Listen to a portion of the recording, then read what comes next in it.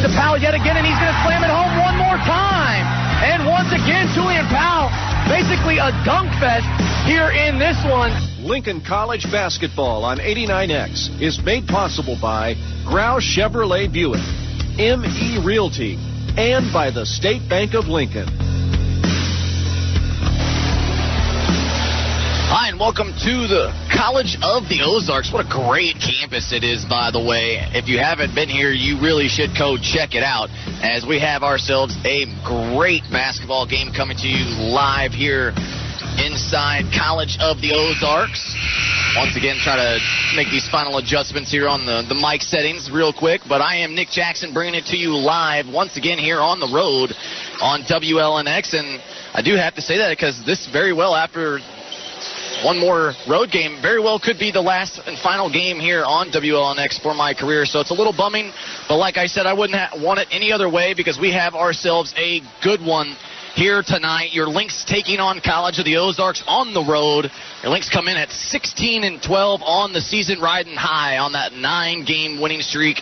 And again, we are only 4-6 on the road, but like I mentioned, that 9-game winning streak going to come in handy here down the stretch, as this is a big game in favor of for ourselves and for the Ozarks as well. This is all about seeding in the conference, looking for possibly the 1 spot, but definitely the 2 seed as of right now.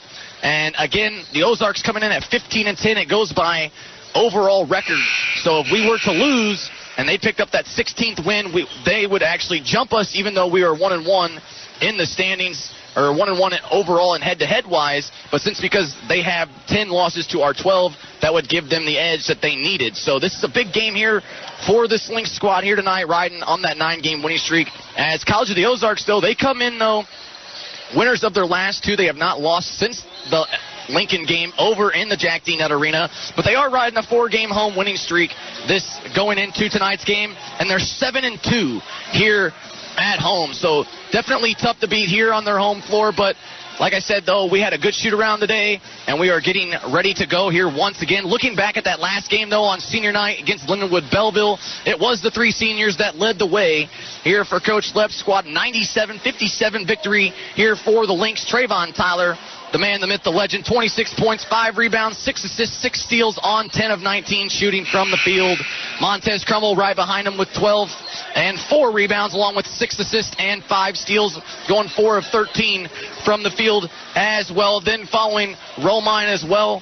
Romine had 8 points, 9 boards, and 5 blocks down low. He's going to have to do that once again here tonight. And then Latewan Porter, 6 points, 5 boards, and 4 steals for him. Everybody really got a piece of the action in on the scoring, so it should be interesting to see how these guys fare here today. They looked real good earlier today. And like I mentioned in the last game against Lindenwood Belleville, they shot absolutely incredible, 46% on the night. But like I mentioned, though, it was a different Lynx team. They just played better. It didn't matter who they were playing in that ball game. I just thought they did an absolute outstanding job. 19 assists in that last game, 5 blocks, 21 steals, and only 16 turnovers. And only 5 turnovers in the second half of that game as well. So the Lynx are putting it together at the right time. They're going to need to do it again here today because this is a big game when it comes to the seedings for the conference that we will be hosting on our home floor. So better seeding, the better. As we're going to take a quick break for the national anthem, and then we will be right back for the starting lineups coming your way next here as you're listening to Lincoln College basketball on WLNX. The State Bank of Lincoln is Lincoln's oldest bank. In fact, its home location at 508 Broadway dates back over 100 years. That's 100 years of providing Lincoln and surrounding area residents and businesses with banking services, including checking and savings accounts. They also provide personal, business, and agricultural loans and retirement planning. The State Bank of Lincoln's Woodlawn branch opens mornings at 7:30.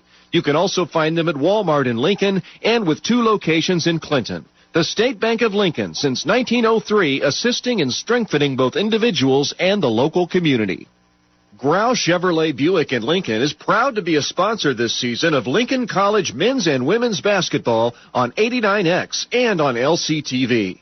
Thanks to their generous support, you'll never miss a single broadcast this season as the Lynx compete in NAIA action. Grau Chevrolet Buick has served the Lincoln and surrounding area with new and used vehicles, along with a complete service department since 1953. is open Monday through Friday between 8 and 7 and on Saturdays 8 to 3. Grouse Chevrolet Buick in Lincoln at 1905 North Kickapoo. M.E. Realty in Lincoln brings home buyers and sellers together in Logan County and the surrounding area. M.E. Realty is now at a new location at 602 Keokuk in Lincoln. You can also reach them at 217-735-5424. That's 217-735-5424. You can also reach them directly online at SethSellsLincoln.com. That's SethSellsLincoln.com. You can see all of their latest home listings at any time. M.E. Realty in Lincoln is proud to be involved in the Lincoln community and is a proud supporter of Lincoln College men's and women's basketball.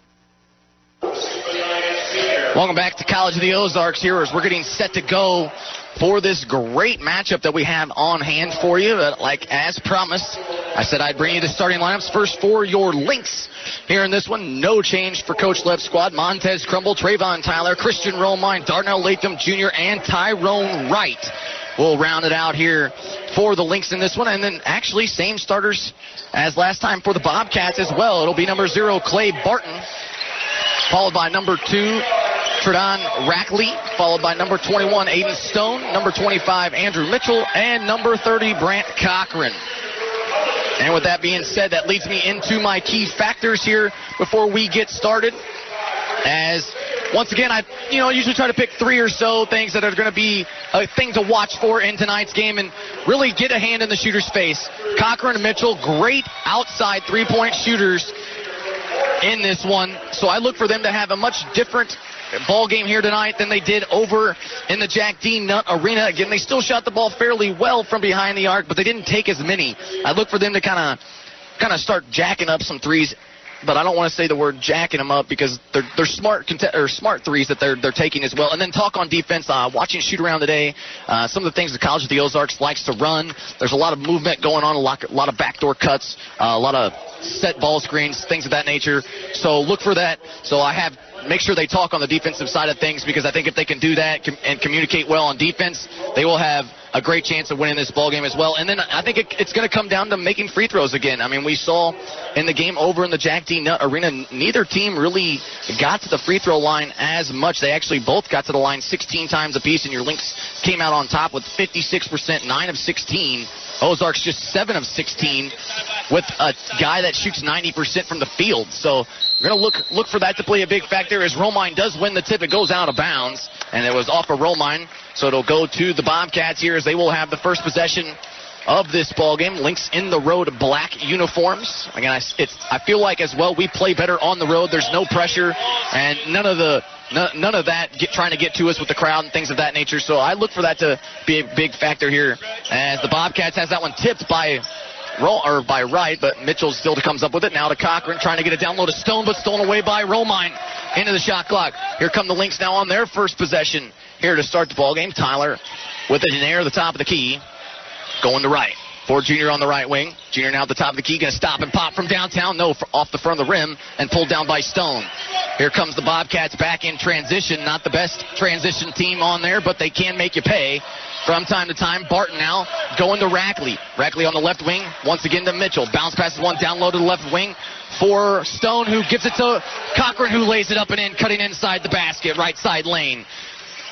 So Ozarks on the board first here. It's 2-0. Still just a minute into the ball game. Tyler swinging around for Junior. Now to the wing, or to the left side corner in right to Romine on the left elbow. Tries to get it back out to Wright. Wright thought about baseline, takes the 10-foot jumper off the baseline. No, Junior trying to fight for the offensive board, but has it taken away by Stone. Once again into the hands of the Bobcats, and here they come now back the other way. Barton with it. He'll get a screen from Mitchell. Goes to Rackley now to Cochran on the left wing. Cochran bounce pass one back down to Stone, trying to work in on Romine, catch and shoot, or thought about a catch and shoot, was Mitchell. Instead, pump fakes, then takes the shot. Still can't get it to go, though, however, as Wright pulls down the board for the Lynx. 2-0, 18.5 minutes to go. Outlets now to Crumble, stop and pop from downtown. No good from the right wing, as Crumble, the best three-point shooter this Lynx team has, 0 for 1 on his first attempt. Still 2-0 here, as here comes The Bobcats once again back down the opposite direction. In the second half, this was a very defensive-minded game. We'll see if that one starts this way as Cochran drives baseline. Left side goes to the corner and Rackley, but it's blocked by Tyler, then trying to save it from going out of bounds. But, again, he was already in the air when he blocked that and then tried to save it from out of bounds, so he really couldn't do much about that one as it'll stay with the Bobcats underneath their own basket. 11 seconds now on the shot clock, but we will have a stoppage of play due to the officials talking this one over. So they will say a fresh 30.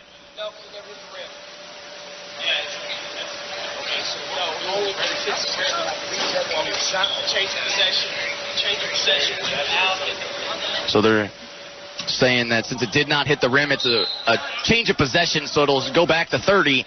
And Lepp was trying to argue and say that, it hit the rim. Well, if it hit the rim, then it would have been a 20-second fresh shot clock. Instead, it's a new 30 as they go down low to Stone. He'll take a 5-foot jumper, and he knocks it down. 4-0 lead here for the Ozarks to start the ball game. And I wouldn't worry about it too much. I believe that the Lynx were down 13 to, or maybe it been 16 to 6 at one point. Actually, it might have been 16-7 of things of that nature as Tyler takes a three from the left or right or left corner, no good.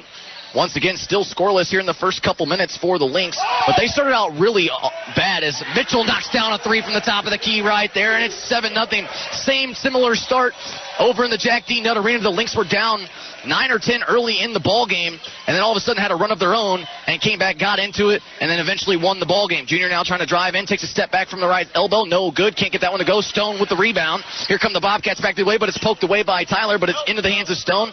Bobcats still maintain possession as Mitchell now will have it.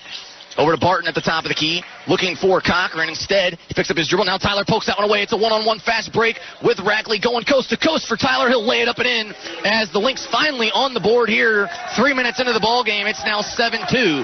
Tyler comes up with another steal right there. Ball's loose on the floor in the hands of Darnell Latham Jr. Bounce pass to Tyler. Give and go. Puts one up off the glass. No. Romine running the floor nicely, though. Can't get the rebound. Instead, it goes to Junior. Back over to the left side corner for Tyler. It's a fresh 20 for the Lynx, and they'll set up the offense. Now Crumble with it at the top of the key. Drives left side lane. Was fouled in the act of shooting as he couldn't get that one to go, but he will head to the line for 2 opportunities. Montez Crumble doing work, and I love the fact that this Lynx team was on the glass, crashing it early in this ball game, as that was something that Coach Lepp insisted on here tonight. So Crumble knocks down the first right there. Just a 59% free throw shooter, which is surprising for Montez Crumble because he's a 45% three-point shooter. As Tyrone Wright checks out as Latewan Porter comes in. Crumble has another free throw to go. That one's short this time. So 1 of 2 from the line goes Montez Crumble, and it's back to a 4-point game as the foul did go on Stone, his first, team's first here in the ball game. Now, once again, here comes the Bobcats back down the other way looking to add to the lead. They lead by 4. Cochran now has it, almost had it poked away, gives it to Rackley. Catch and shoot from the top of the key, and no, halfway down, but rims out as Romine with the big board right there for the Lynx. Porter, and he was my player to watch for in this ball game. Shot the ball well in practice. We'll see if maybe he can't get something started as he finds Romine. Goes out to Tyler. Tyler catches shoot from downtown. No good near the top of the key. Crumble almost with the offensive board. Instead, it's pulled down by the Bobcats. I believe that was Barton as they go to Rackley. Goes to the right side corner now for Cochran as he comes. As he has it poked away by Latewan Porter. It's a 3-on-2 fast break in favor of the Lynx, and Porter goes coast to coast. Takes it himself off the glass on the left side, and all of a sudden it's a 2-point ball game, as this game was a game of runs over in the Jack D. Nutt Arena just a couple of weeks ago. All of a sudden it's now back to 2. 7-5 with 15.5 minutes to go in the first half. Stone with it at the right block as he goes trying to get it across the court, but it was tipped out of bounds, or maybe possibly a foul called on the Lynx, going on, I believe, Trayvon Tyler. His first, team's first as well. As here comes Donovan Austin into the ball game for his first minutes. And they will say that was a shooting foul, so that'll put Rackley, the 6'2 junior out of Missouri, at the free throw line. And if you ask him, he's a great free throw shooter. He can't hit his first, though, however. For Rackley, Rackley, the second leading scorer on this team, averaging 74% from the free throw line, but was 1 of 5 the last time these two teams met over in the Jack D. Nutt Arena from the free throw line. So does make 1 of 2, as here comes that full court press once again by the Bobcats, but broken easily by the Lynx. As Crumble now trying to go coast to coast, bobbled it going on his way up, but wanted a foul, no call, and then loses it out of bounds. So it'll give the ball right back to this Bobcat team. Yeah, 8-5 lead here for the Bobcats as we have an open water bottle here, thanks to Coach Lepp. Hopefully we won't spill it. We'll take that one as Cochran takes his first 3 of the ball game. It's no good. Still a 3-point game. The Lynx looking to tie as Blake Maris goes to the scorer's table as well. Porter almost troubled it, trying to find Romine. Instead goes down low to Tyler. He's trying to back down Cochran, goes up and over him, and gets the friendly roll off the rim. And all of a sudden, it's back to a 1-point ball game. 8-7 here, 14.5 minutes left to go in half number 1. Cochran trying to drive in left side lane, sees Rackley. He drives left side baseline, trying to feed it to Stone down low, but it's stolen away by Crumble. Lynx have numbers instead. Crumble now trying to drive, goes to the right wing, and Tyler thought about a 3 instead. Down low to Austin. Austin give and go with Romine, and Romine will slam it home. Christian Romine getting things started with a monster 2-handed slam, and that got the bench up here and going as the Lynx back on top. It's now 9-8. Cochran now going to catch and shoot from downtown in transition. No good on that one. One and done opportunity as Tyler gets the rebound. Outlet now to Crumble. Crumble trying to drive in. Goes back to Austin. Now to Tyler at the top of the key. Tyler takes a step back 3 from the left wing, and he's got it. Trayvon Tyler going to heat up here early in this ballgame. He's got 7 out of the 12. It's now 12-8 in favor of your Lynx. Almost a backcourt violation right there on the Bobcats. Awfully close as Rackley trying to feed down low to Stone, working on the right side of the paint. Back out to Rackley at the top of the key. Give and go with Cochran. Back to Stone on the right side. Pump fakes. Blocked from behind by Romine. Into the hands of Crumble. Now to Tyler. Tyler with a 1-on-3 fast break in favor of the Bobcats. Goes to Crumble, who thought about a 3 from the top of the key. Instead will set up the offense. Now goes to Austin. Austin trying to drive over to Porter. Porter catches shoot from the right corner, and he's got it. Latewan Porter with a big 3 right there. I knew he was feeling it as he shows you why. Right there with a big 3, and it's a timeout. Bobcats as they want to talk things over. 15-8 lead here for the Lynx after what was a 7-0 start here by the Bobcats, but the Lynx responded nicely and didn't take anything for granted, and they knew they just had to be patient, and they did exactly that. Couple big 3s there down the stretch by Trayvon Tyler, and then obviously Latewan Porter to get things going. Even the monster 2-handed slam by Romine as well. Again, coming out of the timeout, I believe Maris and Wright will both check back in here at the next whistle coming out of this timeout, though. But so far, so good here for the Lynx, as what we thought was a little bit of a shaky start in the first 3 minutes being held scoreless, but then in the next 3 they have exploded for 15 here on 4 straight possessions due to your Lynx. And that forced the Ozarks head coach to call that timeout, Steve Shepard, as he did not like what he saw from the Bobcats. Again, this game was close throughout the last time around, but like I said, as that one coming to the Bobcats out of the timeout, Porter almost poked that one away as they find McBride, who just checked in. Maris trying to do a good job there on him as they once again try to feed it down low to McBride, but stolen away by Porter, as I believe that one was Gibson who got a piece of that. Now Tyler in the right side corner for 3, no good, but an offensive rebound goes to Latewan Porter. Back out to Maris at the top of the key. To Austin now. Austin with 16 seconds on the shot clock to the right wing, and Tyler. Tyler guarded by Gibson as Tyler gets a screen and goes to Porter. Porter from the left wing this time from downtown, no good. I think he wanted that one. Didn't get the call, though, as McBride will let it go out of bounds, and it'll give the ball back to the Bobcats.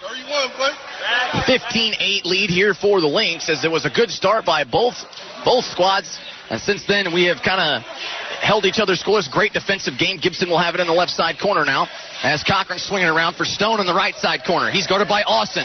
Very close. Trying to drive in left side lane and is fouled before the shot on Austin. So that'll be his first, team second here in the half, as Matt Lubert will check in as well here for the Bobcats. And the Bobcats only played about 7-8 players in that game the last go-around. So not as deep as of a bench as the Lynx have, but they still have high-quality talent as Porter pokes that one away. It was off of Porter. It'll stay with the Bobcats. 17 seconds on the shot clock. But like I said, though, this is a team that can get hands in the passing lane, so the Bobcats going to have to be careful. Only 9 turnovers for them in the last game that they played against Kansas Christian, but they had 20 turnovers against the Lynx in the Jack D. Nutt Arena. So look for that to be a big factor here as Cochran double-teamed as they give it to Gibson. He's trying to drive in with a floater. No good. Offensive rebound, though, for McBride, and he'll put it up and in. 15-10 as we're under 12 minutes to go here in half number 1. Tyler bounce passing one to Porter. Porter trying to drive in on Cochran. Goes to the left side corner for Tyler. Back to the right. Over to Maris on the right wing. Thought about a shot. Instead picks up his dribble. Now goes to Austin. Austin on the right wing. 15 seconds. Has it poked away, but we have a foul going, I believe, against Gibson. His first, team's second as well here for the Ozarks. As here comes Montez. Crumble back into the ball game. He'll get Trayvon Tyler. Tyler with some good minutes right there, and with that team being a lot more deeper, Tyler can get some breathers as well. Playing almost 38 minutes a game, almost sometimes 40, but now with the depth that we have, we can give him some minutes off as the Lynx can inbound underneath their own basket with 20 on the shot clock. Austin with it at the top of the key, trying to drive left side lane, goes to Maris. Maris with a 10-foot jumper from the baseline. No good halfway down, but it literally rims out for Maris. It would have been a big opportunity right there, almost a carry there by Cochran. Instead, no call. 15-10 lead as Stone goes to Gibson in the left side corner. Thought about driving baseline, stops and pop off the baseline. No good from 10 feet away as Porter pulls down the board for your Lynx. 11 and a half minutes left to go. Porter drives right side lane, puts one up off the glass. No call as Stone trying to run it down. Poked away by Wright and into the hands of Maris. Maris up and under move, and he's got it. Blake Maris driving baseline and finishes up and under on the right side of the glass. It's now a 7-point lead here for the Lynx. 17-10. Cochran now with it, trying to drive right side lane. He loses it going up, and they will actually say it was off of the Lynx. I don't think anybody tipped it, but from the quick point of view, it did look that way, so it'll stay with the Bobcats. Here comes Romine back in for Porter, and I believe Junior came back in as well for Tyler and Austin, along with Tyrone Wright, as we have Cochran stepping out of bounds on the baseline. Gives the ball right back to this Lynx team here, leading by 7. 17-10, exactly 11 minutes still left to be played here in the first half. And like I mentioned, this game is going to be far from over. It's been a game of runs left and right. Ozarks came back into the ballgame as well. Probably should not have, but they did as Maris trying to feed right, running baseline down low, kicks it out to Romine. Just inside the three-point line on the right wing, takes a jumper, no good. Pulled down by Gibson and the Bobcats. Here comes Cochran now at the top of the key to Gibson. To the left corner now for Rackley. Pump fakes, makes Wright leave his feet, and then still can't hit the three as that ball is poked around. Romine ends up with it. Outlet to Crumble now to Junior. Junior to the left wing and Maris. No look pass to Crumble. Crumble from downtown from the top of the key. He's got it. What a pass there from Blake Maris to set up the best three-point shooter percentage-wise this Lynx team has, as it's now a 10-point lead here for the Lynx. Rackley now with it to McBride on the right wing. Trying to see a backdoor cut. Leaves Cochran all alone from downtown and trying to answer. No good off the back of the rim. That ball's poked loose. Right, trying to run it down, and it'll be off of McBride. I actually thought it might have been off of Romine for a second, but they will say last touch by the Bobcats as Trayvon Tyler checks back into the ballgame. I believe Tyrone Wright checked out. 20-10 here, 10 minutes into the first half, and what was a slow start for the Lynx has since then gone on a little bit of a run here. Ozarks just trying to get something into the bottom of the net here right now. As Crumble now will have it at the top of the key over to Junior. Junior trying to drive in right side, backs it out. Now to Tyler. Tyler stop and pop from downtown, no good off the back of the rim. Trying to run it down, I believe, was Rackley, as that one by Cochran just runs over Crumble. No call, though. Cochran gets it right back, though. But Crumble does get back up in time, as now Barton trying to drive, takes a jumper off the baseline. No good. Halfway down and out is Romine with a good box out there on McBride to keep the possession alive. Now overthrows Crumble. They're in transition. And I believe that was actually Tyler who overthrew him there. Crumble's trying to say that was my bad, just mistimed his jump. But either way, it's a turnover for the Lynx, and that's not what you want to see between the two seniors and Trayvon Tyler and Montez Crumble. As here comes Porter into the ballgame. He'll get Maris. As Maris with some good minutes right there. It will be Bobcat basketball after the turnover. with 9:15 still to go. 20-10 still to score.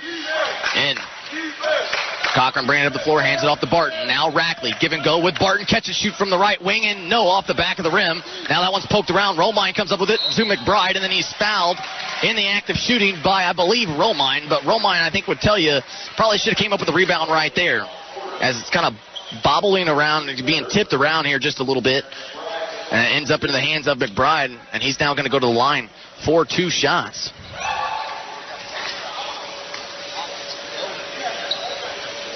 As McBride does knock down the first one right there. As for McBride, 76% on the season. I believe he did have a double-double the last time around these two teams met. He had 10 and 5. It was Stone who had the double-double with 13 and 12, as he does make a pair, as it's now back to an 8-point lead for the Lynx. 20-12 with under 9 minutes still left to be played, and this place is packed here in College of the Ozarks as Crummell and the Lynx have the basketball. Tyler trying to drive left side lane, gives it down low to Romine, who has great positioning on McBride, but just could not finish on the right-hand hook. A little too strong there. Cochran going to bring it up. 8:45 to go. Cochran stop and pop from the top of the key. No good. He can't get a few of those to go. He's trying to get started, but just good news for the Lynx is he's not. As Crummell now, Romine got the board, and then we have a foul going against, I believe, Barton. That'll be his first, team's third here for the Ozarks, as well as both teams at 3 fouls apiece. And I must say, I looked at that last game against Kansas Christian back on Saturday for College of the Ozarks. There was only a total of 16 fouls called in that entire ball game, as Junior with a little right-handed floater off the baseline, just trying to throw one up as it goes in as well, back to 10. Now for the Lynx. Again, Junior had a good game on senior night as well. You didn't see much of him due to the fact it was senior night. I believe now we have a stoppage of play here. Cochran bleeding from the right knee. It's a little obvious when you're wearing a white. You kind of have to be careful about that. No blood on the jersey, as Gibson now will check back in until I'm sure Cochran can get that cleaned up.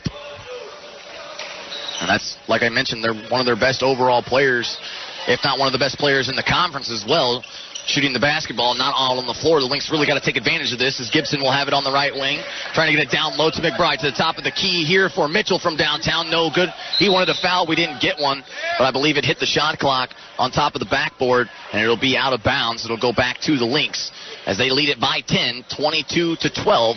Here with 8 minutes to go. We knew this was going to be a defensive-minded game, as both of these teams great on the defensive side of things. I think the Lynx have only improved time and time again, as Junior trying to bounce past one down low on the left side for Romine, but it was poked out of bounds.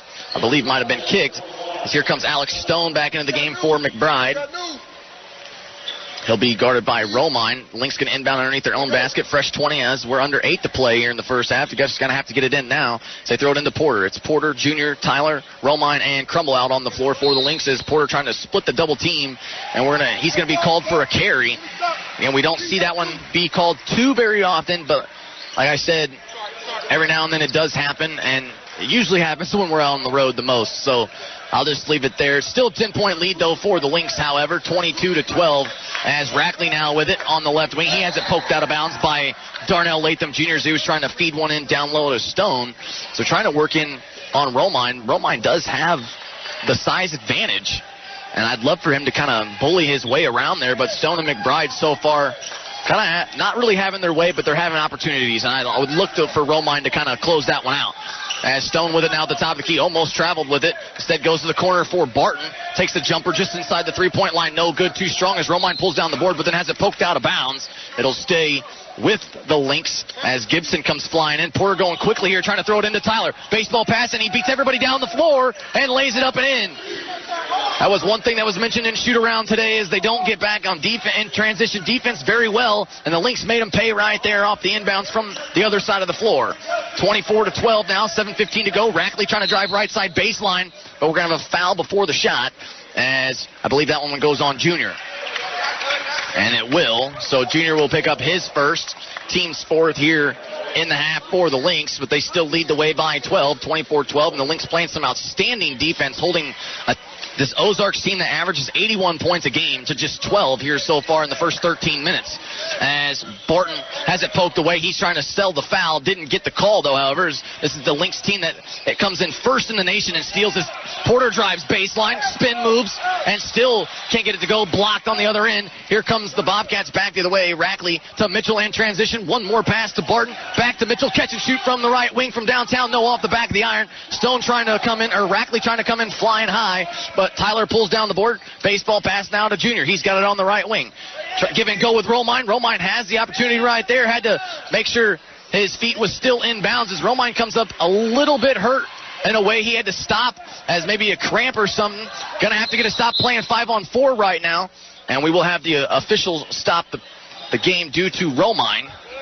Romine looks to be still shaken up a little bit. You could tell something was off as soon as he caught it. It would have been an easy two-handed slam for Romine. Nobody was open down low in the paint, but again, you saw Romine just stop, kind of basically waiting for somebody.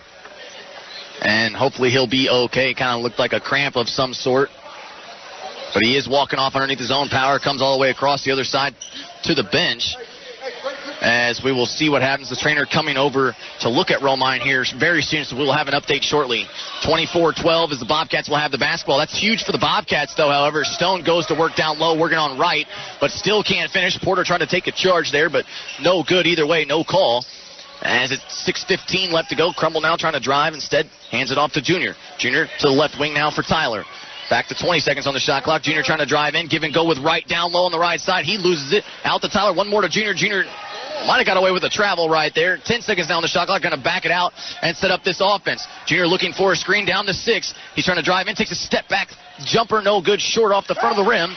Pulled down by Barton. And the Bobcats had numbers in transition, but they didn't see it. Now Gibson thought about going across the court to Rackley. Instead, back out to Barton at the top of the key. Over to Rackley on the left wing. Now near the top of the key. Picks up his dribble. Goes to Gibson. Gibson guarded by Trayvon Tyler. As give and go with Barton. Barton catch and shoot from the left elbow. No good, as it was deadened right back on the back of the rim. And then pulled down nicely by Tyrone Wright. Here comes Junior now, as he'll hand it off to Tyler. Lynx going to set up their offense and run a play. Tyler bounce passes one to the right elbow in right. Right looking around. He'll find Crummel near the top of the key. 13 seconds on the shot clock now for the Lynx. As Crummel now trying to drive left side lane. Gives it to Junior. Junior couldn't handle it as it goes out of bounds. Porter almost saved it as he was in the left side corner, but it was already too little too late, as it'll be a turnover by the Lynx, and we're going back the other way. So still 24-12 here. 5 minutes left to go in half number 1. And it has been a good one. I didn't think this Lynx team, by the way this game started, it was going to be like that. I thought this was going to be a dogfight all the way around. Still a 12-point game with a lot of time left to go, but the Lynx have done their part and got ahead and making the Bobcats play catch-up from here on out as Cochran nowhere to go with it. Finally going to have to take a jumper from the base or from the right elbow. Still can't hit it as Stone almost came up with the rebound. Instead, it's into the hands of Crumble. Crumble now give and go with Tyler on the right wing.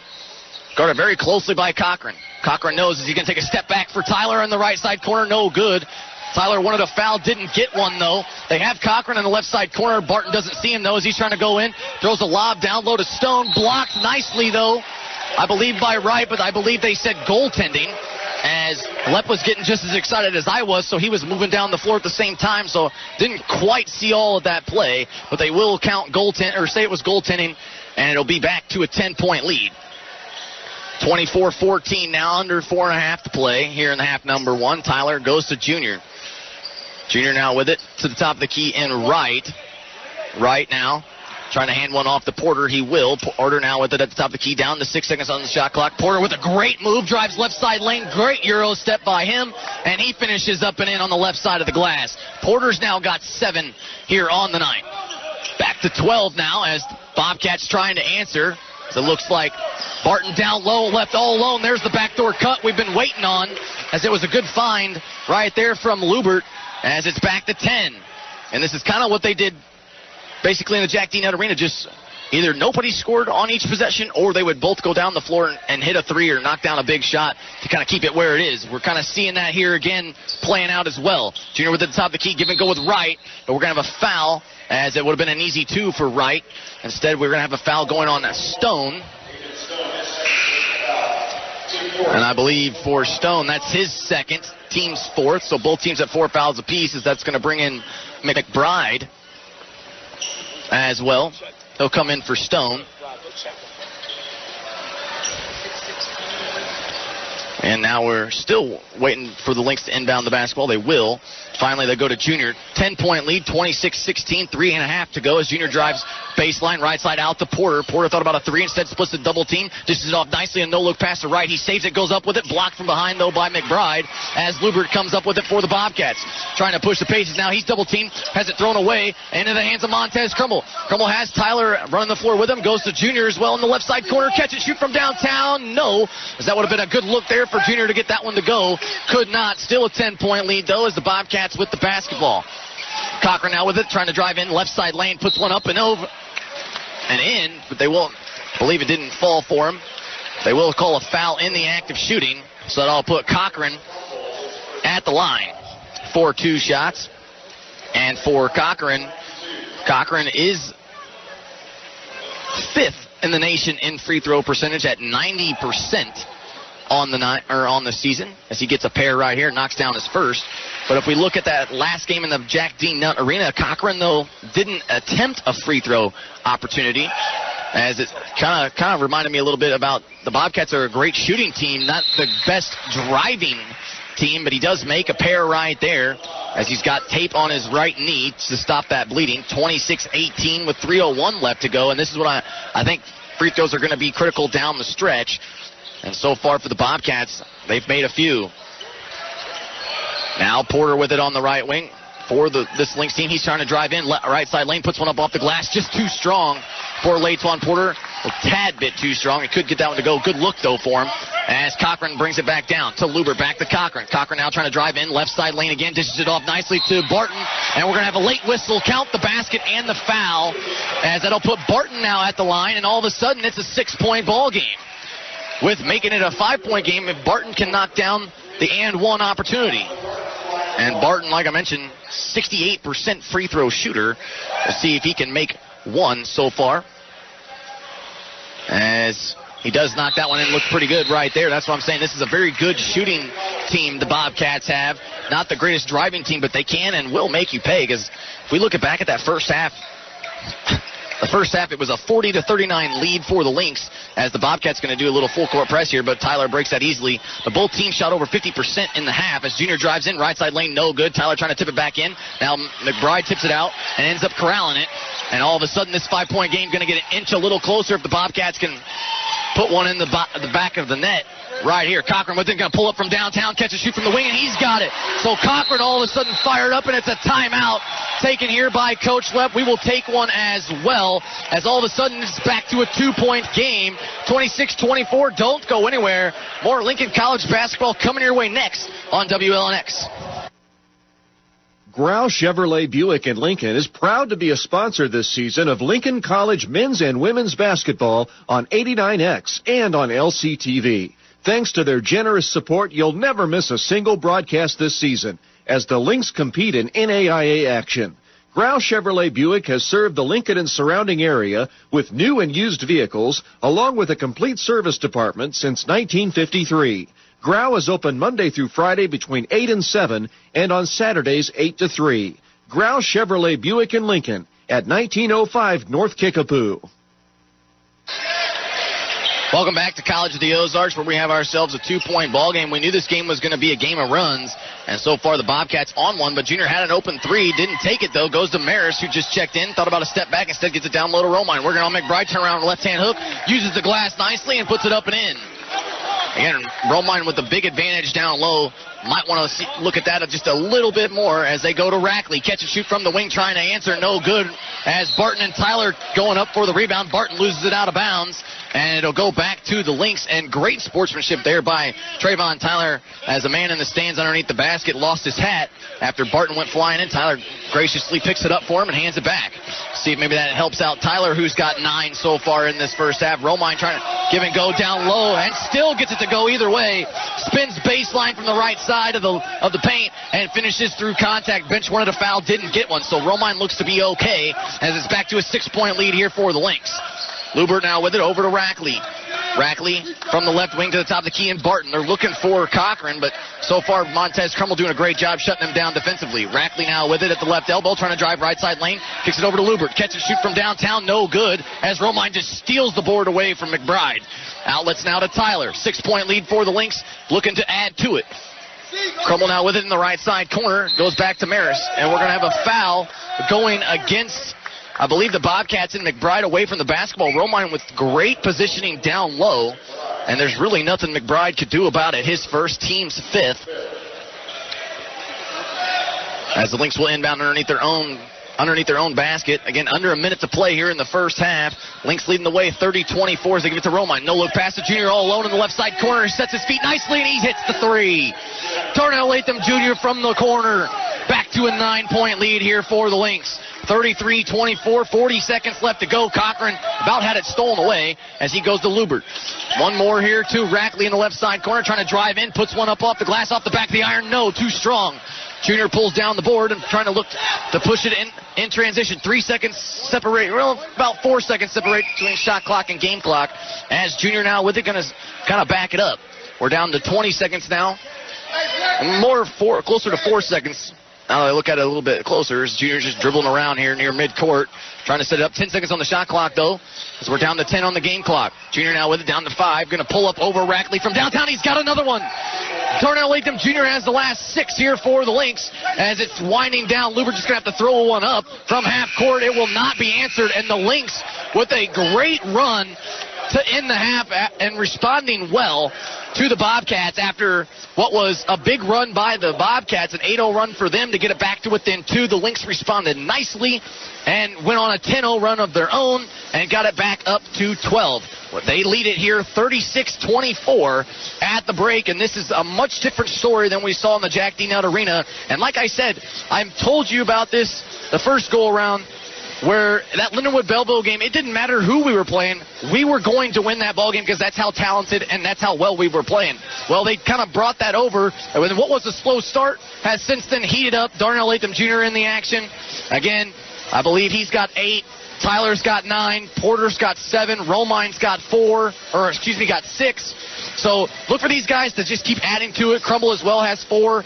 I believe Maris has a bucket as well. So these guys scoring in transition and doing exactly what they need to do. We will see, though, in this second half if they can keep it going. The Lynx are a great second-half team, and we'll see if they can put 2 and 2 together.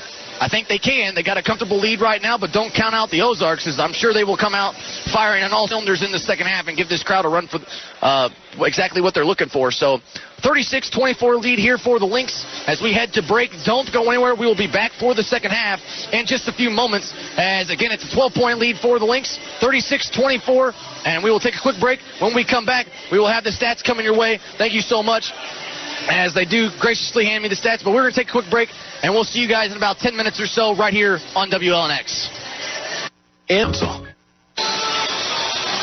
Welcome back inside College of the Ozarks, where your Lynx leading the way here at the break, 36-24. We just got a couple of minutes left before we start this second half, and we were actually waiting on musical chairs. That's what was going on as our halftime performance. It was definitely interesting, that's for sure, to say the least. But either way, it's over now, and looking at the score column here for your Lynx, as it is Trayvon Tyler leading the way. He's got 9 on 4 of 10 shooting, but only 1 of 6 from downtown. Interesting move there. Both teams not really shooting the greatest from behind the arc, as your Lynx at 35% with 5 for 14. College of the Ozarks, though, only 2 for 14 from behind the arc. Good for 14%. Rackley was 0 for 4 from behind the arc. Mitchell had 1, and along with Cochran, he had 1, but those two combined, only 2 for 7 so far in that first half, equals 2 for 14. So, and Lubert was 0 for 2 as well for College of the Ozarks. But looking at the assists, not a lot of assists in that first half by either side. Either Lynx only had 3. College of the Ozarks had 5. Looking at the steals as well, 9 steals for your Lynx to 4 for the Ozarks. And the one that you all have been waiting for, the turnover battle, that's the most important one. Lynx only 4 turnovers in that first half, and you see what happens, ladies and gentlemen, when you take care of the basketball.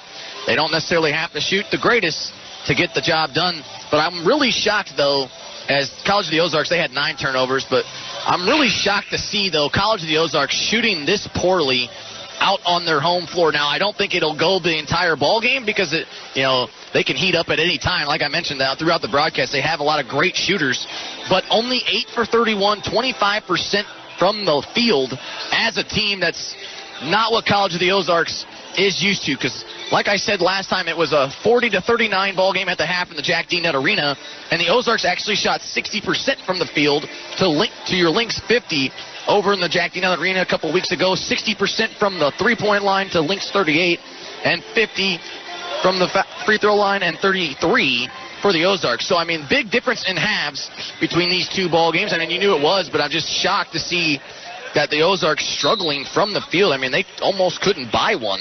Lynx have 7 more shots made than they do, and that's giving them the 12-point lead. 36-24 as we're ready to start the second half. Same starters out there for both sides, as the Lynx will have it first and count the basket and the foul. No, they will wave it off as they go quickly down low to right as he was fouled on the floor. And that's going to go on Cochran. That's his first, team's first here for the Ozarks. Lynx going to inbound underneath their own basket. As they go to Tyler, there's that lovely lob that they love to run oh so much, but 360s the rim and then doesn't fall for Trayvon Tyler. As Barton now for the Bobcats will bring it up the floor, hands it off to Cochran. Cochran to Rackley in the right side corner, giving it down low to Stone, working on Romine. Picks up his dribble in the paint, goes to the corner here for Barton on the left side, takes a three, he knocks it down. So good start for the Bobcats as they hit the first 3 of the second half, only their third of the ball game. 36-27, Curl now trying to drive baseline right side, trying to throw it to Junior, but Junior was trying to move in transition as well, and he turns it over. So Lynx turning the ball over here once already, as they had only 4 in that first half. They did have 2 blocks as well in that first half, probably one by Tyler and one by Romine. Rackley brings it up the floor here for the Bobcats, hands it off to Stone, gets it right back, though, as he's got it at the top of the key. Looking for Cochran near the top of the key, gives it down low to Stone, working on the right side of the paint. Cutting to the basket was Cochran, but it's stolen away by Tyler. Tyler not trying to push the pace too quickly here, but he did have Wright running the floor with him. He's got it on the right wing, trying to drive in, left side lane, uses his shot to go up, and then count the basket and the foul. I thought originally he was fouled in the first time in the act of shooting. Instead, they no call it, gets his own rebound, then goes back up, count the basket and the foul this go around. So then ends up being a benefactor here for the Lynx, as it'll send Tyler to the free throw line. Tyler knocks it down right there, and it's all of a sudden back to 12. 39-27. We knew this game was going to be a game of runs. Bobcats had one early in that first half, but the Lynx responded well at the end of that first half to get it back to 12, and here we are once again a minute into the second half, and the Lynx looking good. Barton to the top of the key, over to Rackley on the left wing, trying to drive in, takes a jumper over Junior, no good. Romine trying to tip it into Junior's hands, and he will. Coach Leb fired up about that one. Looks like he was holding him.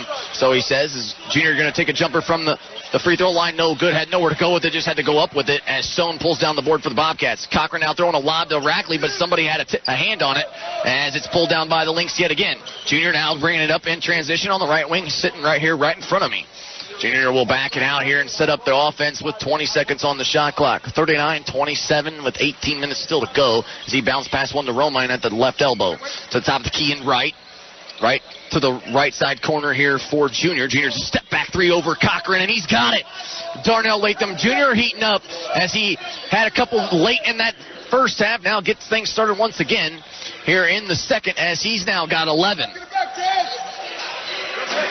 Barton now with it at the top of the key over to Rackley. Rackley now trying to drive. Instead picks up his dribble. Goes to Barton on the left wing. Thought about a 3. Instead drives baseline. That one halfway down but can't get it to fall as Stone gets the offensive rebound. Then Rackley cutting towards the basket, blocked out of bounds by Romine.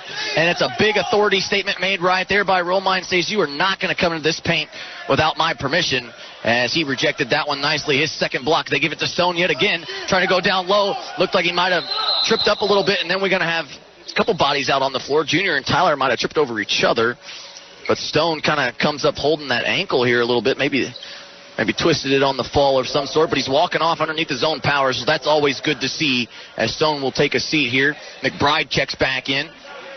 And for McBride, he did have 4 points in that first half on 1 of 1 shooting. He got 2 of them from the line as well, and McBride did that exactly over in our place as well, 3 of 3 from the field as well. They give down low to Romine. Turn around right-hand hook. No good off the baseline as it hits off the top of the rim.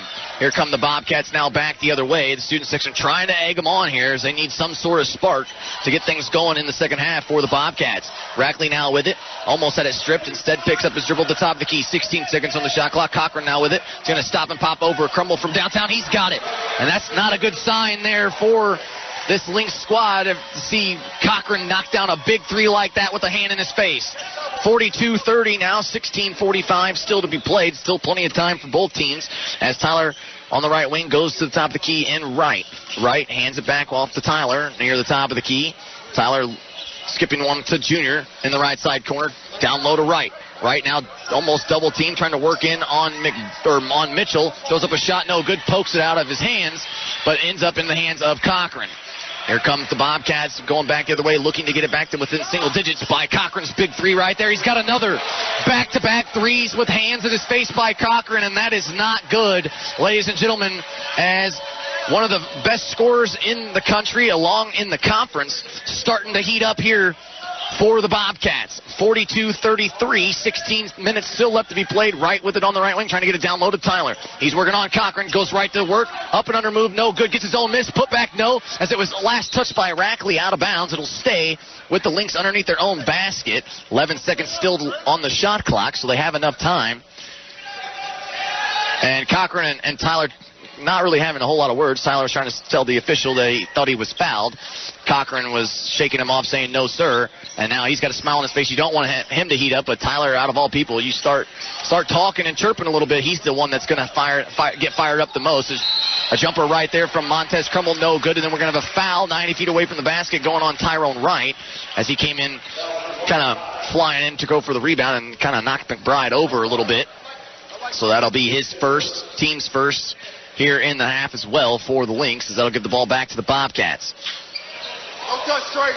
Rackley now, again, the matchup to watch right now is Cochran on Tyler, as we're going to have a foul going against Trayvon Tyler on Cochran away from the basketball, and Tyler's trying to say that it's not on me that they're calling this, but either way, it's gotta have to hold your composure here a little bit for Trayvon Tyler. As you know, they're going to go in for Cochran. That's now Tyler's second, team's second as well. Porter goes to the scores table to check in at the next whistle.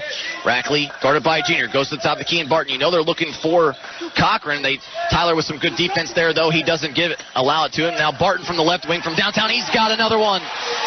Barton with another big three right there, and let the three-pointers fly here for the Bobcats, as they're going to crawl their way back into this ballgame if they keep doing that, as it's 42-36 with 15 minutes still to go. Tyler now with it. They switch off as Tyler trying to give it to the corner and Junior, but Rackley steals it away. Miscommunication there by the defense, and now the Lynx need a stop as they go Barton. Barton with the hot hand right now, no good. Wanted a foul. They actually said it was tipped by Tyler as it's into the hand of the Lynx. Junior going to stop and pop from the free throw line, and he's got it. And it's going to be a 30-second timeout taken here by Coach Lepp, back to an 8-point lead. 44-36, under 15 minutes still to go. We're going to take a quick timeout. We'll be right back in 30 seconds. More Lincoln College basketball coming your way on a WLNX. The State Bank of Lincoln is Lincoln's oldest bank. In fact, its home location at 508 Broadway dates back over 100 years. That's 100 years of providing Lincoln and surrounding area residents and businesses with banking services, including checking and savings accounts. They also provide personal, business, and agricultural loans and retirement planning. The State Bank of Lincoln's Woodlawn branch opens mornings at 7:30. You can also find them at Walmart in Lincoln and with 2 locations in Clinton. The State Bank of Lincoln, since 1903, assisting and strengthening both individuals and the local community. Welcome back inside College of the Ozarks, where your Lynx leading the way by 8, 44-36 with just under 15 minutes to go. But Cochran has hit the last couple big shots as he takes another step-back three right there, halfway down, as I thought it was going to be in there for a second, but Cochran finally, with the heat check, cooled off just a little bit. As Romine with the big rebound right there. The Lynx trying to push it back to double digits with a made bucket right here. Junior now with it right on the right wing. As he's double teamed, picks up his dribble, goes to Tyler. Tyler trying to get it down low to Romine. He's double teamed underneath the basket, fights through contact. Either way, goes right through it.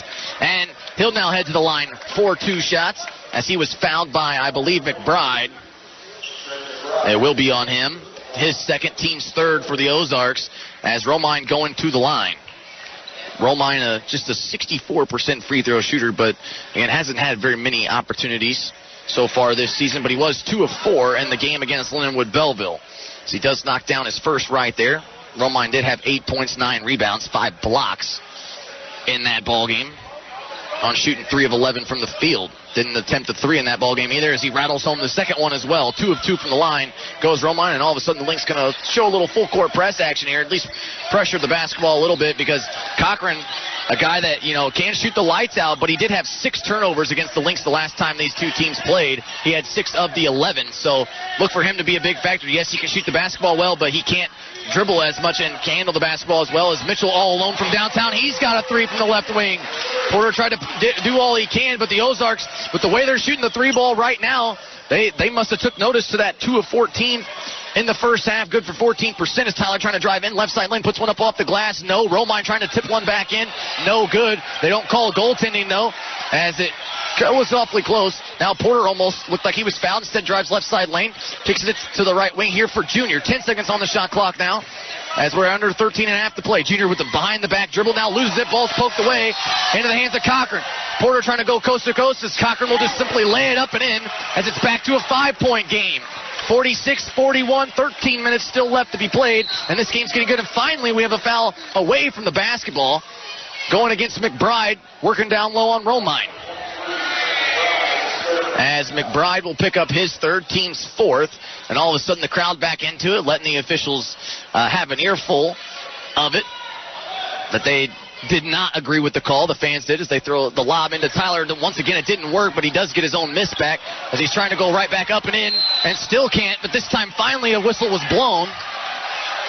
Whistle finally was blown, as they were trying to say that this Lynx team apparently cannot stand up on the bench to celebrate. But Tyler going to go to the line here for 2 opportunities, as Cochran and Tyler both kind of having some words there down the stretch. They wanted to travel, but Tyler doing a great job pivoting his foot well, even through some contact. As Tyler's first one no good, the crowd really starting to get behind Trayvon Tyler and trying to make him miss, as they usually do, but this time it did work out, as he misses his first. Tyler does have one more to go. Could push this back to a 6-point game with a made basket right here, and he knocks that one down and then gives the student section that was quiet the entire first half a little bit of a look. 47-41, 13 minutes to go. Rackley now with it, as he goes to Mitchell on the left wing. Guarded closely by Porter. Give and go with Rackley down low, and it's up and in on the right side. So not only have they established the inside part of the paint, but they have knocked down the outside shot as well. This is not looking good here for the Lynx. Going to have to provide a little bit of spark here in the second half, as now Rackley steals that one, goes over the screen. They're trying to hand it off. Gives and go with Cochran, and he'll simply lay it up and in. Might be another time for another timeout taken here by Coach Lepp, as it's back to a 2-point game. 47-45. We knew this game was going to be like this, as it was a 12-point lead for the Lynx at the half. Now down to just 2. 12 minutes still to go, as Junior with it at the top of the key. Trying to behind-the-back dribble yet again on Barton. Instead goes to the right side corner for Tyler. Tyler back to Junior. As Junior has that one poked away, but gets it right back. 8 seconds now on the shot clock. Going to have to do something. Lynx looking a little offensively staggered a little bit, but Crumble all alone from downtown. He's got it. Montez Crumble, when we need him most, comes up big, as it's back to a 5-point ball game after the big 3 right there by Montez Crumble. 50-45 as Barton goes to Rackley trying to answer from downtown. He's got it. So we're raining 3s left and right here in College of the Ozarks once again. Back to 2, thanks to the long 3 made by Rackley in the left side corner. We knew this game was going to go back and forth. We'll see how the Lynx can respond here with still 11:45 to go. Tyler trying to drive in. Right side lane goes right around his man. Count the basket and the foul yet again. Trayvon Tyler, when you need him the most, he'll take over a ball game, and he's doing that right now, along with Montez Crumble and Romine and Junior and Porter out on the floor as well. Foul goes on McBride, or on Rackley, his first, team 6th. As Tyler will try to complete the and one off the back of the rim. Couldn't do it, as Tyler's missed 2 of 3 so far from the free throw line. 52-48, 11.5 minutes left to go. Cochran now with it, guarded very closely by Trayvon Tyler. As he picks up his dribble, goes to Rackley at the right elbow. Back out to Barton. with the right wing very extended. Goes to Cochran now. 10 seconds on the shot clock. Give and go to Barton down low, but a bad pass off the hands of Barton. And a little bit of miscommunication is thankfully for the Lynx. It would have been an easy 2 for Barton underneath the basket, left side of the lane, but a miscue there off his hands, and it goes out of bounds. Missed opportunity right there for the Bobcats as they trail by 3. 52-48. Cochran trying to go for the steal on Tyler as he's met triple teamed. Goes to the right wing now here for Junior, guarded by Rackley. He's trying to drive baseline, but closed off nicely by Rackley. Takes a step back jumper, blocked by Rackley, and it'll stay with the Lynx. As Rackley got the nod on Junior. Kind of seems like Bobcats starting to field this Lynx team out here a little bit, kind of starting to know what they do a little bit. Going to have to switch some things up. Junior trying to drive in, left side lane. Rackley trying to block it again. No. Junior gets his own miss. Still no. As Mitchell pulls down a huge board for the Bobcats. Cochran has it in his hands and look for him to kind of tie this ball game up. Maybe Rackley as well as they try to feed it down low to Stone, who had that ankle injury in the first half. Instead, they go to Mitchell from the top of the key. Catch and shoot from downtown. No. Ball's poked loose. Junior runs it down, and it's going back the other way for the Lynx. But he's trying to go too cautiously as it was almost 1-on-4 in favor of the Bobcats. Tyler had a 3 from the left wing, but instead holds it up nicely. Now trying to drive right past Cochran. Looks like he was fouled in the act of shooting. No call, though. Ball's poked away into the hands of Porter. Fresh 20 here on the shot clock for the Lynx as they will set up their offense once again. Porter now with it near the top of the key. Down to 10 seconds. Porter now working on Barton, trying to drive in. Right side lane, goes right around him, dishes it off to Romine. Romine, and count the basket and the foul yet again. Romine was looking for the two-handed slam, but then was hit on the arm on the way up. It still finishes through it anyway. He'll go to the line for an and one. And so the Lynx trying to take a page out of the Bobcats playbook this time, being very patient on the offensive possession, and it works out in their favor. 54-48, the foul goes on, I believe, Barton. Or on Rackley, excuse me. Or no. Yeah, it does go on. I believe it. I think they got it confused there. They have it says player 2, which would have been Rackley, but he has 0 fouls. So I think it did go on Rackley as he's now got 1. They haven't switched it yet, but that's the 7th foul. So the Lynx will be in the bonus the rest of the way, but Cochran just pulls up in transition from downtown as all of a sudden he's a one-man show. 55-51, he's keeping them in the ball game right here as Cochran with the hot hand here in the second half. And Porter now with it with some good moves there, but Mitchell not fooled, trying to drive in left side lane. Bounce pass one back down low to Romine, and he's fouled yet again by Rackley, as otherwise it would have been another two-handed slam. This time Romine couldn't finish, so he'll go to the line for 2 shots this time. So they put that one on Rackley. They say it's his first, team's 8th, but the Lynx going to be in the bonus the rest of the way. And Romine knocks down the first one right there. Lynx only 2 team fouls so far here in this second half as Gibson will check in for Stone for the Bobcats. And Romine, Crumble, Tyler, Junior, and Porter still out there for Coach Lev as it's a 5-point lead. Romine looking to make it 6 with a made basket and free throw right here. And he takes his time nicely and knocks it down as it's 57-51, 9.5 to play, as this one's going to be a dogfight. Rackley going to bring it up the floor. Montez Crumble now on Cochran. We'll see if that one has any other affair as Barton has Trayvon Tyler. Cochran now with it, and we're going to have a foul, late foul, and this is absolutely absurd, ladies and gentlemen. He kind of moved the basketball from his left hip to his right hip, and Crumble's hand went with him. Clear as day, did not hit Cochran in the face. It was should have been called a flop. They didn't call it, though, and then a late whistle, probably 30 seconds after it happened. Cochran looked at the official, and he goes, oh, yeah, sure, I'll call it. So going to have to battle the officiating crews here as well, as Cochran don't really need any help, as he's made the last 3 threes, but he can't hit that one right there. Porter comes up limping a little bit, and there was, once again, no foul called.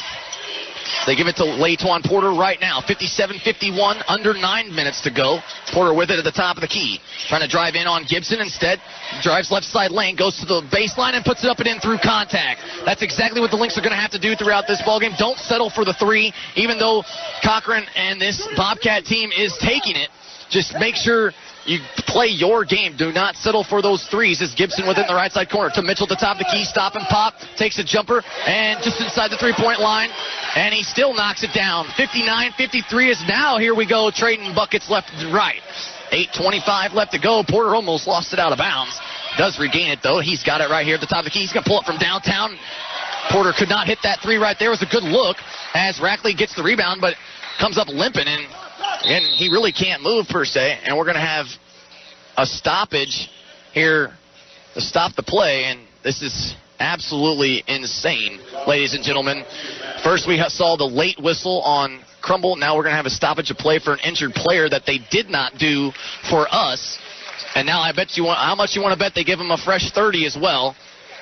And this is insane. The shot clock right now says 24. So they're going to have 4 seconds to get it across the court. They're trying to get it to Cochran, and they do. So they do need to get it across half court. Didn't look like they did, but I'm not going to agree with that one. I don't think this Lynx team agrees with that one either. As Mitchell catch and shoot from just outside the free throw line. He knocks it down a long two for him, and 59-55. Under 8 minutes to go. And ladies and gentlemen, I'm not trying to make any excuses for this team by blaming these officials, but they definitely have missed the last two going against the Lynx here. That's for sure. And I'm not afraid to say that in front of them either. Usually when I say that, they're standing right to my left as well. So just so you know, they are hearing this as well. Porter now with it at the top of the key, trying to drive in left side lane. Foul called. Looked like he was fouled right there. Still nothing called as Gibson ends up with it. Gives it back to Gibson. Now Barton with it. Goes to Mitchell. Catch and shoot from the wing from downtown. He rattles home another one. And once again, it's back to a 1-point game. 59-58, 7:15 to go. And this was the ball game we were waiting for. Tyler now with it. Seems like this Bobcat team just shooting threes left and right. Under 7 minutes to go now. 12 seconds on the shot clock. Tyler just dribbling it out here in no man's land. Go to by Cochran. Gets a screen. Give and go with Junior. Catch and shoot from the corner from downtown. No. As Gibson pulls down the board. So the Bobcats once again looking for the lead here late in this second half, just like we saw in the Jack D. Nutt Arena. Around the same score as well. I believe it was 58-57 that time around. And this is 59-58. Cochran takes a step back jumper up the baseline, and he's got it. And all of a sudden the Bobcats back out front, 60-59. Here with 6.5 minutes still to go. Lynx definitely need a run right here late in the half like they had in the first half. Not getting any help from the officials, that's for sure. As Tyler now trying to drive in, left side lane, puts one up off the glass, still no. And now Gibson pulls down the board. Gibson now going to bring it back up the floor here for the Bobcats as they lead by 1. It seems like they've almost made exactly every single shot back down the floor. If they didn't, they got a second chance opportunity. That's for sure. The Lynx going to have to do better at rebounding the basketball. Cochran in transition again, really feeling it. And even with 2 hands in his face, he still knocks it down. This man is absolutely on fire right now, ladies and gentlemen. And I don't know even if Coach Lepp knows how to stop this man right now. Because this man has hit 3 big threes, and then that shot right there was just insane. Tyler trying to drive in on him, and we're going to have a jump ball. This is absolutely insane. And I know Coach Lepp cannot argue due to the fact I think Romine wanted a timeout. Things starting to unfold here for the Lynx a little bit. They're going to have to settle down here as they need a big stop. 62-59 as Barton just trying to drive right past Tyler. Tyler was trying, I believe, to kind of draw a foul. They did not call in either one of them. Now Cochran now with it on the left or on the right wing. Thought about a step back. Now finally that one poked away by Tyler as Tyler now trying to go coast to coast in transition. No good. No foul call. And it looked like Tyler was fouled in the act of shooting, was pushed almost. They give it back to Gibson. Back to Cochran. Catch and shoot from downtown. No. Romine trying to poke it out of bounds. And it'll go all the way to the scores table. It'll stay with the Bobcats. But I know this Lynx team, I know all season long has been, we've been kind of back and forth on these officials and the officiating crew from time and time again. I know we're not trying to set that example, but I'm telling you right now, ladies and gentlemen, this is not on us. These guys are absolutely taking advantage of the officiating crew here tonight, and you knew they were going to get some calls due to the home floor advantage, and I understand all that, but this is absolutely insane. I don't know what else to say. They haven't missed all of them, but there's been a few big calls that have really turned the momentum of this ball game, and Cochran probably should have shot that with the way he's been shooting the basketball. He's got it right now on the left wing. Double teamed. That one's poked away. I'm sure they're going to say it was off of us, and it was, so it'll be with the Bobcats. Still 62-59. 4:50 left to go in this ballgame, and as you can feel the tension rising, not only in my voice, but on the playing field as well, as Barton give and go. Looked like he ran right over Trayvon Tyler as he was on the floor, but they didn't call it. 64-59, and all of a sudden now the Lynx need a bucket. We'll see what happens. 64-59, 4.5 to go. Maybe they're trying to drive in. That's really what they're trying to do. Now there's that one. That one's poked away. That one's ball's loose on the floor. Bad pass there from Porter this time around, as they were trying to feed Romine underneath. And now we're going to have a foul going against Trayvon Tyler on Cochran. And this is just, I don't know what else to say, ladies and gentlemen. I know we've had our fair share of bad officiating crews, but this one ranks by far the worst. We're going to take a quick break because I'll probably say something very negative on the air if we do. It's a timeout taken by Coach Lev. We'll take one as well. 64-59. No thanks to the officials. We'll be right back here on WLNX. Grau Chevrolet Buick in Lincoln is proud to be a sponsor this season of Lincoln College men's and women's basketball on 89X and on LCTV. Thanks to their generous support, you'll never miss a single broadcast this season as the Lynx compete in NAIA action. Grau Chevrolet Buick has served the Lincoln and surrounding area with new and used vehicles, along with a complete service department since 1953. Grau is open Monday through Friday between 8 and 7, and on Saturdays 8 to 3. Grau Chevrolet Buick in Lincoln at 1905 North Kickapoo. Welcome back to College of the Ozarks, where I took a drink of water, kind of trying to calm down here just a little bit. But like I said, these officiating crews have been absolutely awful here tonight. And again, I'm getting death stared right now. He read my lips. He just actually laughed right here, just laughed right in front of me. I'm trying to read his lips as I'm talking. It's not a really good idea. 64-59. But like I mentioned, though, they definitely have missed a few calls, that's for sure. And I'm just trying to see possibly if we could possibly get one. That's really kind of been the real question. Now I got two officials looking at me here.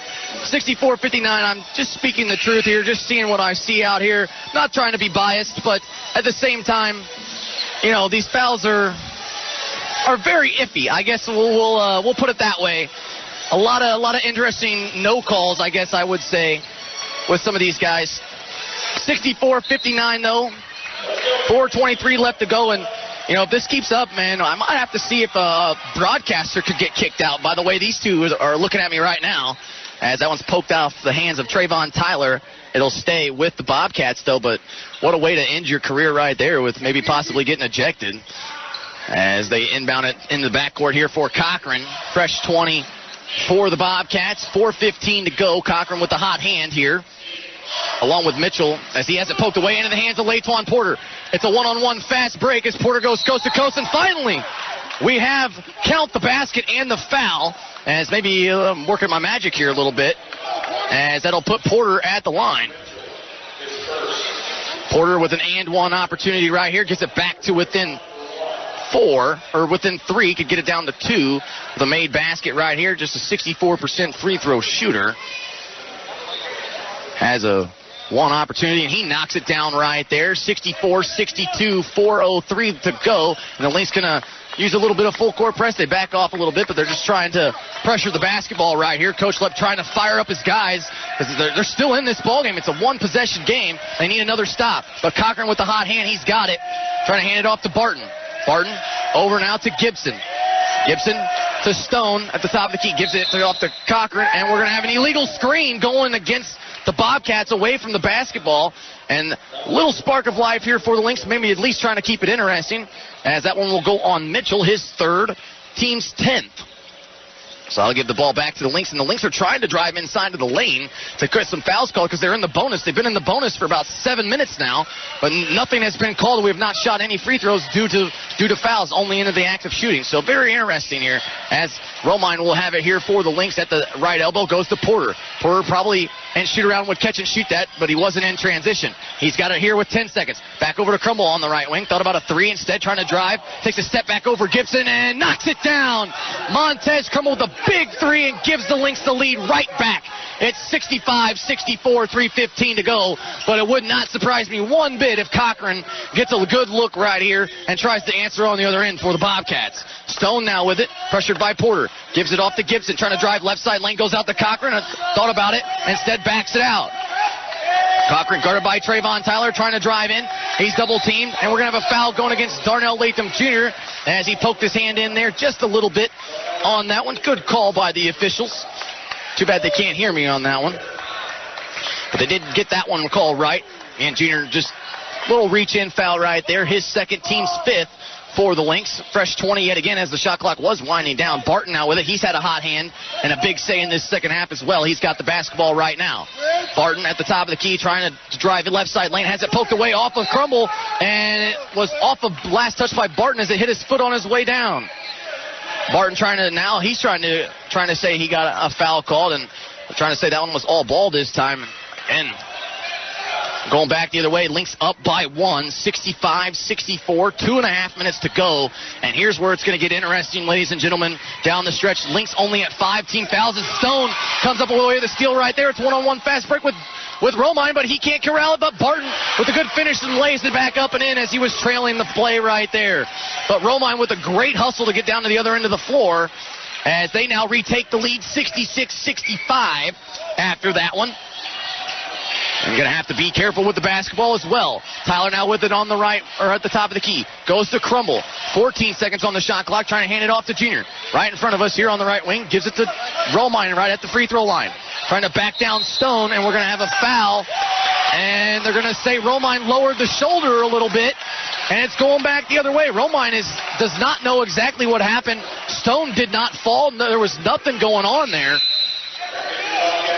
But they do call a foul on Romine, his first, team sixth, as Rackley checks back in for Gibson. And Rackley had a hot hand here in the second quarter as well, but he almost lost the basketball from the official. They throw it into Cochran. Cochran guarded by Montez Crummell as the Ozarks lead by 1. 66-65, minute 45 to go, and it's going to be a timeout taken here by Coach Shepard as he wants a full timeout. He wants to talk things over, and I think this is going to be good here for the Lynx as they get to take a quick breather and talk about certain things. We're coming down to these final few possessions, though. Going to have to be careful as we'll take a quick break as well. 66-65, minute 45 to go, and we'll be right back here on WLNX. M.E. Realty in Lincoln brings home buyers and sellers together in Logan County and the surrounding area. M.E. Realty is now at a new location at 602 Keokuk in Lincoln. You can also reach them at 217-735-5424. That's 217-735-5424. You can also reach them directly online at SethSellsLincoln.com. That's SethSellsLincoln.com. You can see all of their latest home listings at any time. M.E. Realty in Lincoln is proud to be involved in the Lincoln community and is a proud supporter of Lincoln College men's and women's basketball. Welcome back to the College of the Ozarks, where we have ourselves a great basketball game, ladies and gentlemen. Take the officiating out of it. I don't know if this would be that close of a game. I know it would still be probably a 5 to 7 point game, but I still think it'd be in favor of the Lynx. I just don't think that the Bobcats would have came back as quickly, but we knew they were going to be capable of coming back either way. So we're not going to necessarily blame the officiating crew. They've definitely turned the momentum around a couple times in this ball game, but we're still in it. 66-65 as the Lynx will have to play defense here coming out of the timeout. Again, look for Cochran with the hot hand, along with Rackley back into the ball game as well. Look for those two to kind of try to knock down a big shot. Barton as well. Mitchell has made some big shots here down the stretch as well, and it seems like they've been lights out. We'll see what happens as Cochran trying to split the double team. Has it poked away. Ball's loose on the floor in the hands of Porter. Now to Tyler. Tyler has a 1-on-3 fast break. He backs it out and going to set up the offense. They're trying to get it down low to Romine, but Stone comes up with another big steal right there. And Tyler trying to sneak one in there, did not. Doesn't really hurt him as much as that might. Montez Crumble had a foul to give. So that'll be the team's 7th. Actually, they did not. That was the team's 7th.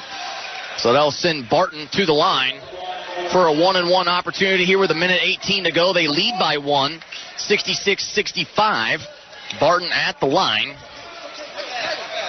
Barton just a 68% free throw shooter, so the Lynx going to have to be on top of this first one. Stone the only one in the paint for the Bobcats as of right now.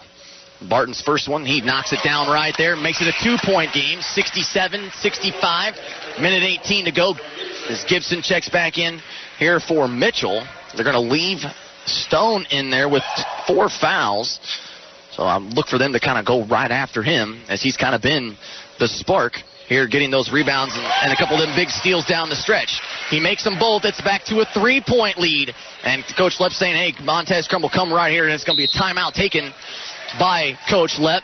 68-65, minute 14 to go, another full timeout. We will take one as well, but when we come back, we will set up this final minute 14 as your Lynx trail by just 3, 68-65 right here on WLNX.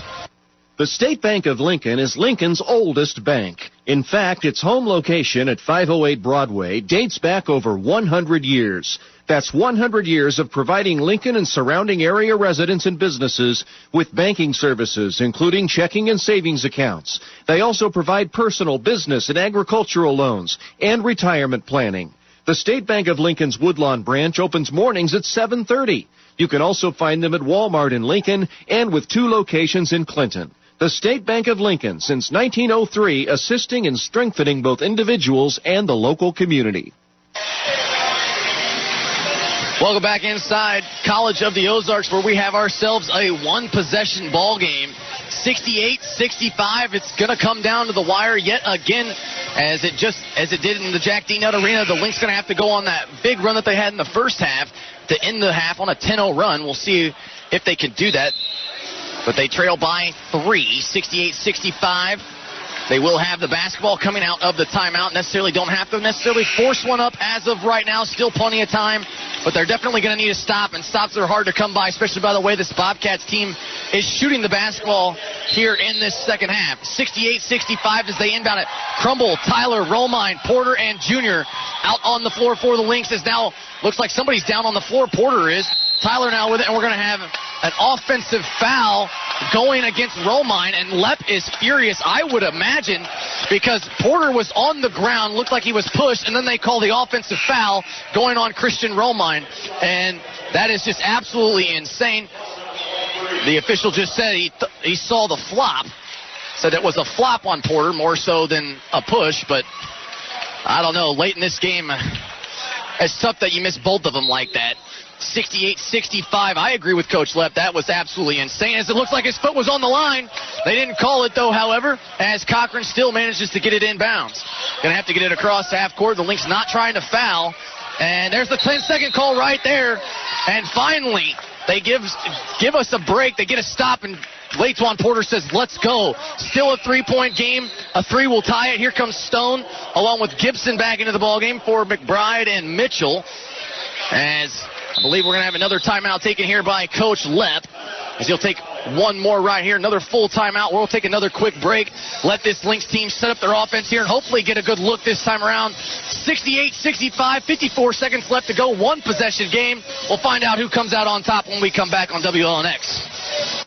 Grau Chevrolet Buick in Lincoln is proud to be a sponsor this season of Lincoln College men's and women's basketball on 89X and on LCTV. Thanks to their generous support, you'll never miss a single broadcast this season as the Lynx compete in NAIA action.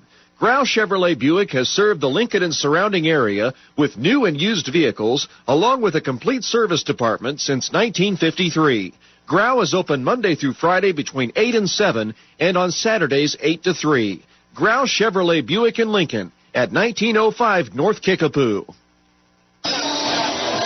Welcome back inside College of the Ozarks. 68-65 lead here for the Ozarks. Just a one-possession ball game with 54 seconds left to go. And we'll see what happens here in the final couple seconds. That last possession for the Lynx. Looked like a few missed calls there. Porter, they said it was a flop. I actually didn't see that one, so I can't really talk too much on that one. But Romine, I don't think it was an illegal screen. But they've called that a few times throughout this ball game. So, I mean, if you're judging by what they're calling, then I guess you could say that it was an illegal screen. But I don't know. It must be a Missouri illegal screen, because I don't think it's an Illinois illegal screen. But we'll find out. 68-65, 54 seconds left to go. Junior set to inbound. as they almost threw it into the backcourt. Instead, under a minute to play. The Lynx coming out of the timeout with the basketball. They trail by 3. Crumble out there on the floor. He's got it right now at the top of the key, trying to drive in. Instead, goes to Porter, who cuts to the basket, puts one up off the glass, and puts it in. No foul called, but again, it's back to a 1-point game. 68-67 as Tyler comes up with a big steal right there. Barton looked like he pushed him. Shot clock and game clock separated by about 8 seconds or so. And Coach Lepp going to take a timeout right here as Tyler drives baseline. Didn't make it, though. It will be a full timeout. One of the few remaining here for Coach Lepp. I like the call. 68-67 as it's back to a 1-point game. The Lynx just came up with a big steal right there. We're going to stay right here and kind of have a quick and talk about this down the stretch. With that being said, the Lynx have the basketball now. Shot clock and game clock separated right now by 6 seconds. 30 seconds on the game clock, 24 seconds on the shot clock. It's going to be a good one. Only a one-possession game. Any basket will seal the deal. It'll be interesting who they go to. You got Tyler. I think they got to give it down low to Romine. I think he's got to go and just, I know he's missed a lot of dunks down the stretch, but I really do think that they got to go to Romine. They got to give him a look, and he's got to go slam one home with some authority and get some excitement back in the building here for the Lynx as they led the majority of the game till down to the last 6-7 minutes or so, because the Ozarks came out on fire here in this second half. So it should be interesting to see. Again, they're coming out of the timeout already. They're ready to go, waiting and geared up for it. We will see what happens. It's a one-possession game, 68-67, 30 seconds left to go, 24 seconds on the game clock, as I will have to agree with the official right there. He says it's deja vu all over again, and it does feel that way. I know it was a 10-point win for the Lynx, but it was definitely by far this close of a game throughout the entire time. As we're under 30 seconds to play, Lynx need a bucket here to take the lead. Tyler with it at the top of the key. Tyler trying to get it down low to Romine, goes to Porter on the left wing. Down to 10 seconds on the shot clock. Porter drives baseline up and under move, blocked by Stone as it goes out of bounds. It'll stay with the Lynx, and they want to. I can't also have to agree as well. They're not going to call a foul late in this game like that with Porter driving to the rack, as now Coach Shepard's going to take a timeout to talk things over. Once again, actually, they're going to say it was a full timeout, so we'll take one as well. But once again, though, this is going to be a good one. The Lynx will have the basketball coming out of this timeout. They will inbound underneath their own basket. Both teams in the bonus. 68-67, 14.8 seconds left to go. Shot clock is still turned on with 9 seconds. We'll be right back in 30 seconds here for the finale of this game right here on WLNX. ME Realty in Lincoln brings home buyers and sellers together in Logan County and the surrounding area. ME Realty is now at a new location at 602 Keokuk in Lincoln. You can also reach them at 217-735-5424. That's 217-735-5424. You can also reach them directly online at SethSellsLincoln.com. That's SethSellsLincoln.com. You can see all of their latest home listings at any time. ME Realty in Lincoln is proud to be involved in the Lincoln community and is a proud supporter of Lincoln College men's and women's basketball. Welcome back inside College of the Ozarks, where I'm trying to look at Coach Lepp's board here real quick. They're going to be inbounding underneath their own basket. 9 seconds left to go. We know that there's a lob to Trayvon Tyler, but they've stopped that. They're actually 0 for 2 on that here tonight. But I did see a little bit of somebody cutting towards the basket. We'll see who it is. Tyler now going back left and right. They're trying to get it in. They got Romine up and under move. No, they can throw it into him. Goes back up with it, and the Lynx take the lead. 69-68 when the made basket right there from Romine. And once again, it's a timeout taken by College of the Ozarks. As they had 2 remaining, they took 1. Another full timeout. The Lynx back up by 1. The only problem is we'll stay right here as the shot clock is turned off. 69-68, 11 seconds left to go. And it's going to be a good one. I'm a little nervous, though, however, due to the fact that College of the Ozarks has made almost every bucket here in the second half. Officiating, no officiating, poor officiating, good officiating, no matter what the case is, they've made shots, and you have to give them credit for that. That crawled them back into this ball game. The only question will be who will take it, and they have to go the length of the floor. So with that being said, looking at the point totals as of right now. Cochran, who only had 12 in the first meeting, he's got 24 here. I'd probably say look for him to take the shot, although Barton had a big say in this second half as well. Rackley's made a few threes. Mitchell's not in the ball game, but I thought maybe possibly him as well could go down to Stone. I mean, there's a ton of different options here for the Bobcats and Coach Shepard's group. The only question is who you're going to go to. I really do think they got to go to Cochran. He has been lights out here so far in this second half. They only need one bucket, so they don't need a three. They don't have to settle for the three, so look for them to get something at the rim.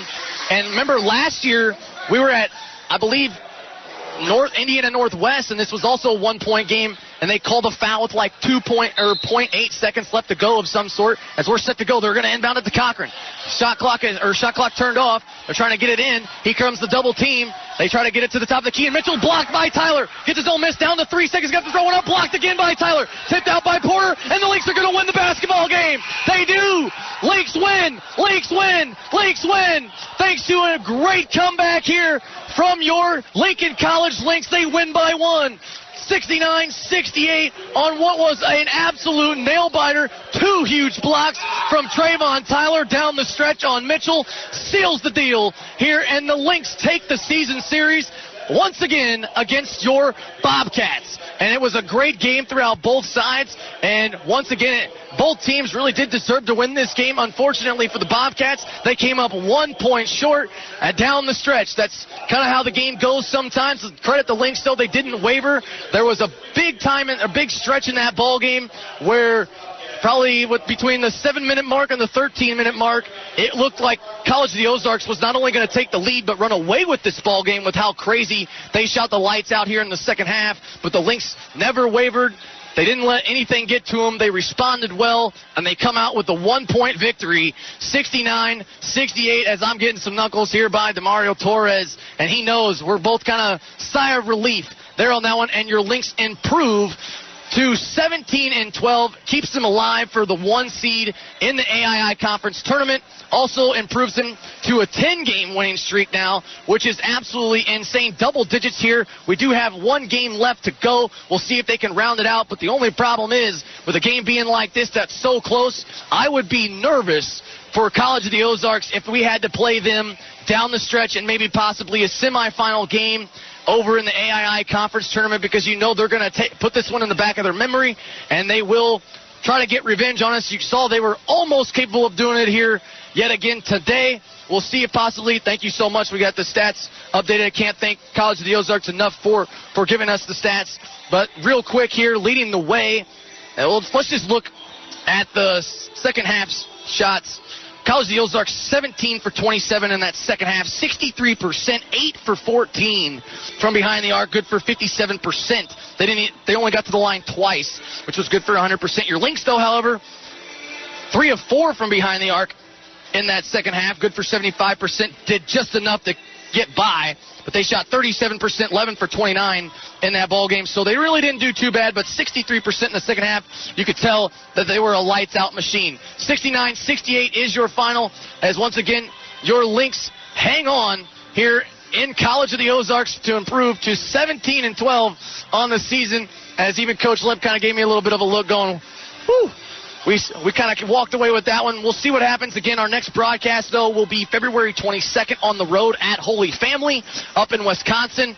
So that should be a good one, too. I believe that's going to be a doubleheader as well. So there'll be a men's and women's coming your way. And that is the last regular season game here for Coach Lepp's squad before we head into the tournament play, which would follow up, I believe, the 28th, 29th, whatever that next Saturday is. So Lynx going to be riding high yet again going into the final game of the season. We'll see if they can cap it off and make it 11 and can improve to 18-12 on the February 22nd. That's going to do it all here for me. What a great game this Lynx team played, and it was a great win for them as well. They win it by 1, 69-68.